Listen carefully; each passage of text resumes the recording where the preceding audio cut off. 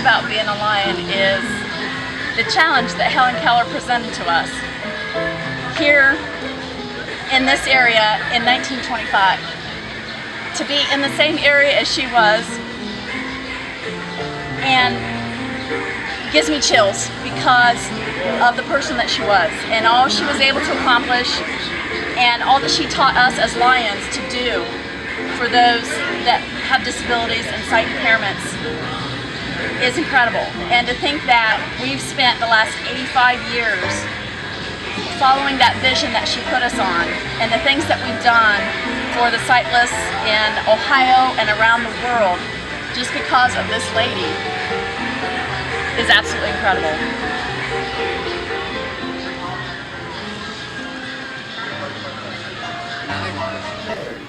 At this time, I would like to introduce our guest speaker, Jackie Christensen, aka Helen Keller.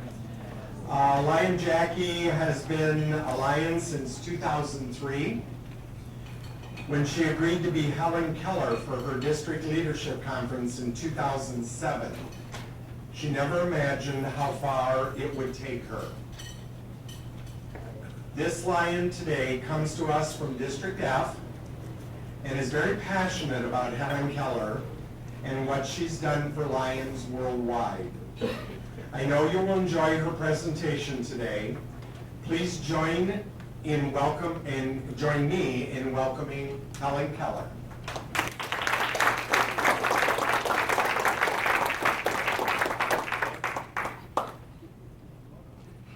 Good evening, everyone. How are you? I kind of like to point out for the evening before I start my speech, my dress. This is official 1930s, 1920s dress. Very difficult to find. I do a lot of internet searching. You know, I tried to represent Helen Keller as best I can.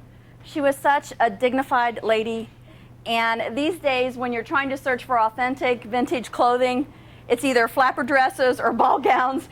And that's just not representative of Helen Keller to me. But I did find this. It's really getting wore out because I've worn it so often, but I have been able to find a few other outfits that I'll be able to interchange as I go on throughout the years and give Helen Keller speeches. But I really do try to represent Helen Keller and all that she represented, especially for the Lions Club.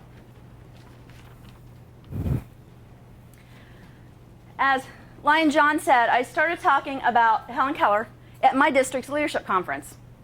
We did it as a gig back then. And past District Governor Sam Bates, the year before, had brought in a gentleman named Ken Hammondtree to be Melvin Jones. It was a great performance. But it wasn't long after Melvin that Lion started asking past District Governor Sam how he was going to top that for the following year. Quickly said, "Oh, I'm bringing in Helen Keller." Never thought twice about it. Pretty soon he realized he was going to have to figure out just how he was going to pull that one off. It wasn't long after that past District Governor Sam spied me, and he knows my personality, so he asked me to be Helen Keller.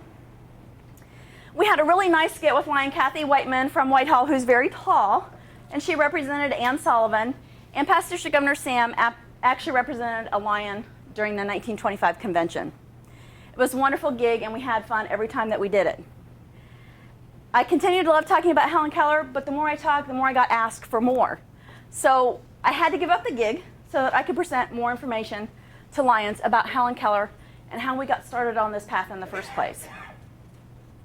You know, when I was in grade school, I had to do book reports, probably like most of you had to do. One of my favorite books was about a gal named Helen Keller. All she was able to accomplish being blind and all she overcame just spoke volumes to me. I thought she was pretty fantastic then.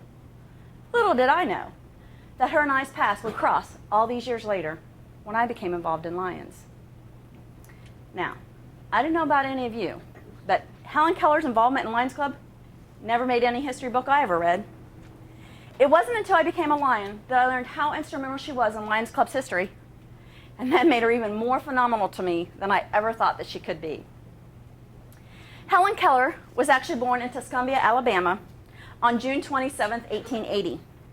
At the age of 19 months old, she got sick with what they believed to have been scarlet fever, and she lost her hearing and her vision as a result. Of course, as Helen grew into childhood, she became wild and unruly because she couldn't get anyone to understand her. A few months short of her 7th birthday, she met Ann Sullivan, who became her teacher. Most of you probably pretty much know the story of Helen Keller and how Anne Sullivan taught her to interpret the world around her. Helen Keller was an insatiable learner. Helen Keller was actually the first blind person to graduate from college, Radcliffe College of all, in 1904. But Helen Keller never stopped learning after that. She was an author, having written, of course, the ever popular The Story of My Life, which was made into numerous movies, and you all have probably seen. But she was also the author of many other works which you've probably never even heard of. Helen Keller received many honors in her lifetime, and she had a wide variety of interests. But Helen Keller never lost sight of the needs of the blind and the deafblind individuals. She showed that severely disabled people could accomplish just about anything. Helen Keller herself actually started the American Foundation for the Blind back in 1921. She was a huge advocate for the blind, and she did many tours all over the world in order to raise awareness. Today, I'd like to share with you how Helen Keller became involved with the Lions Club.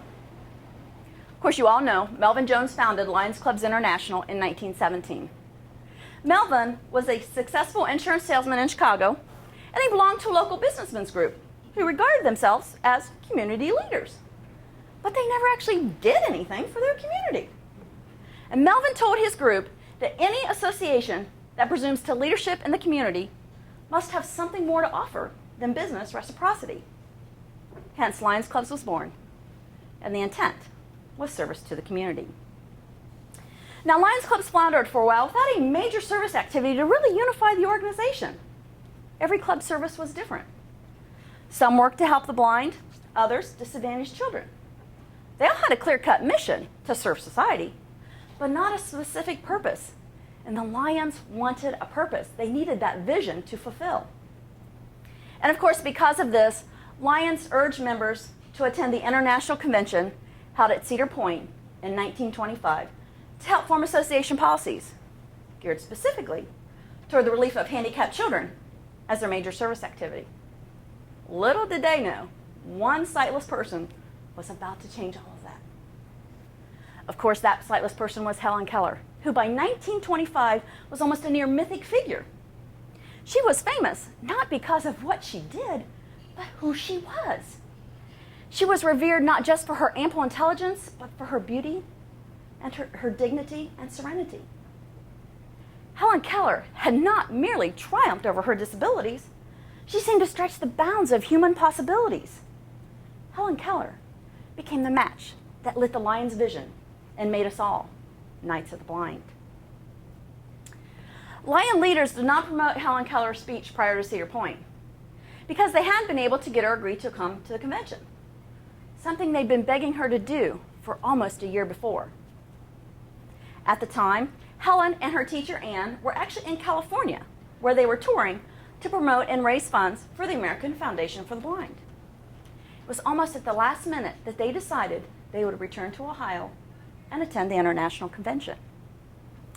My friends, 7,500 Lions had filled that auditorium by the time Helen Keller mounted the stage.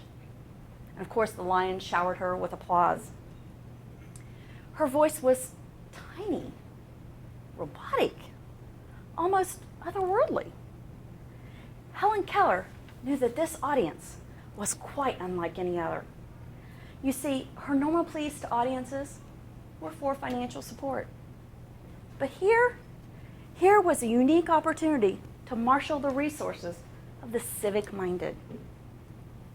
Helen's voice was not pretty, but her words poured forth with precision and power. In less than 10 minutes, Helen changed the course of Lions history and of those without vision or threatened by blindness forever. And although I can't mimic her voice, I'd like to share with you her speech to them almost 85 years ago.